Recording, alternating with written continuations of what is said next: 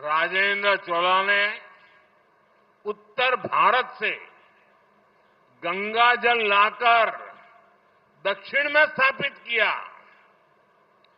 गंगा जलमयम जयस्तंभम, उस जल को यहां चोला गंगा एरी, चोला गंगा झील में प्रवाहित किया गया, जिसे आज பொன்னேரி झील के नाम से जाना जाता है।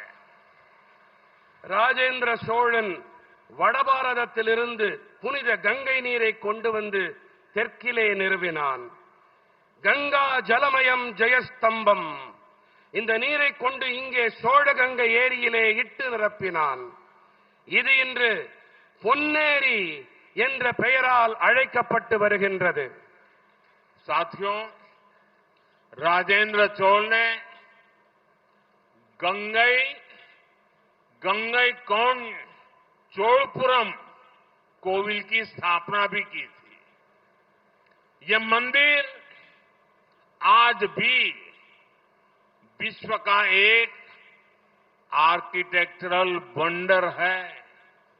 ये भी चोला साम्राज्य की ही देन है कि मां कावेरी की इस धरती पर मां गंगा का उत्सव मनाया जा रहा है।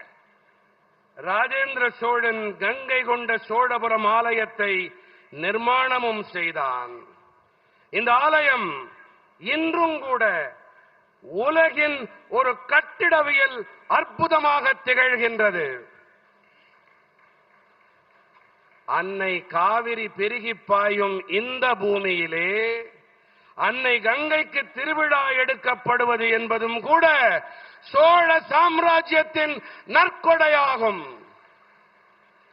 मुझे बहुत खुशी है कि आज उस ऐतिहासिक प्रसंग की स्मृति में एक बार फिर गंगा जल को काशी से यहां लाया गया है। अभी यहां मैं जब पूजा पाठ करने के लिए गया था, विधि पूर्वक अनुष्ठान संपन्न किया गया है। गंगा जल से अभिषेक किया गया है और मैं तो काशी का जनप्रतिनिधि हूं और मेरा मां गंगा से एक आत्मीय जुड़ाव है। चोला राजाओं के ये कार्य, उनसे जुड़े ये आयोजन, ये एक भारत श्रेष्ठ भारत के महायज्ञ को नई ऊर्जा, नई शक्ति और नई गति देते हैं।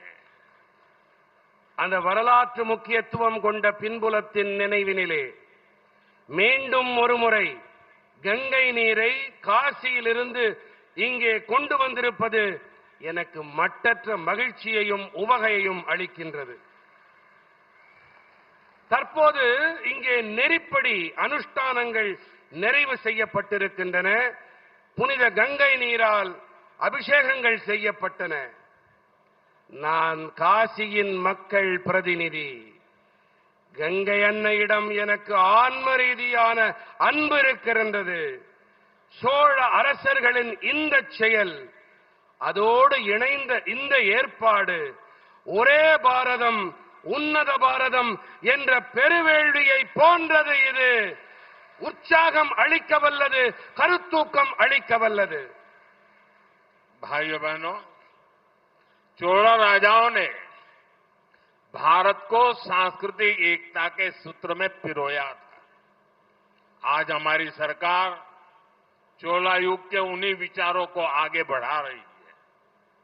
हम काशी तमिल संगमम और सौराष्ट्र तमिल संगमम जैसे आयोजनों के जरिए एकता के सदियों पुराने सूत्रों को मजबूत बना रहे हैं।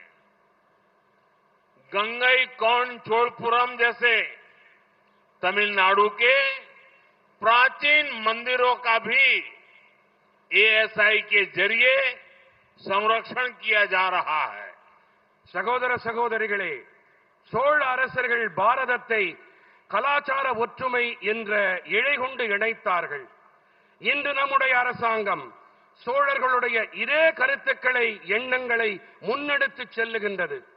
நாங்கள் காசி தமிழ்ச் சங்கமம், சௌராஷ்டிரா தமிழ்ச் சங்கமம் போன்ற ஏற்பாடுகள் வாயிலாக ஒற்றுமையின், ஒருமைப்பாட்டின் பல நூற்றாண்டு கால பழமையான கோட்பாடுகளை பலப்படுத்தி வருகின்றோம்.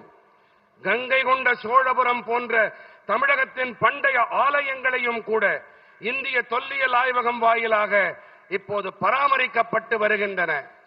பிளே ஸ்டோர் மற்றும் ஆப் ஸ்டோரில் இருந்து பாலிமர் செயலியை QR கோடு மூலம் பதிவிறக்கம் செய்யுங்கள். செய்திகளை உடனுக்குடன் பெறுங்கள்.